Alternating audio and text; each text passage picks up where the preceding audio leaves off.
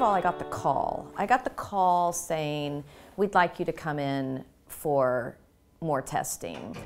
And quite honestly, I had forgotten I had even had the procedure. And I said, oh, okay, like, you know, like, do I just need to make an appointment? And she goes, oh, we have time today. And that's when I kind of was like, oh, and I remember it was actually my son's birthday. And so I looked outside, and Trevor and all of his buddies were out there swimming in the pool. And I was kind of like, what time do I need to be there? And she's like, oh, we've got time now.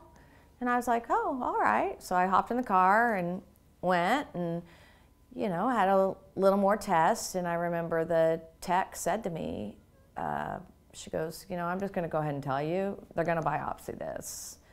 And she goes, I just kind of like to tell people to give them a heads up. She goes, because you're alone. I didn't have anybody with me. I mean, I wasn't expecting, you know, anything. So I was just kind of sitting there in this exam room by myself. And I remember I looked at the radiologist at that time.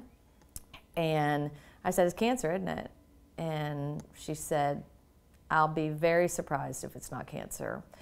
And to be honest, I didn't even need to wait for the results of the biopsy. I knew at that point I had breast cancer. There was no doubt in my mind. She had shown me the images and all the markers that were, every marker indicated, you know, breast cancer. And when she said, you can just tell. You can tell when you look at a physician. And at that point, I just kind of knew. And then I got in the car and I called Ross. And I was like, I've got breast cancer. And he was like, what? I mean, you can just hear him. So, and he was like, are you sure? And whatnot. And then, you know, therein started the whirlwind.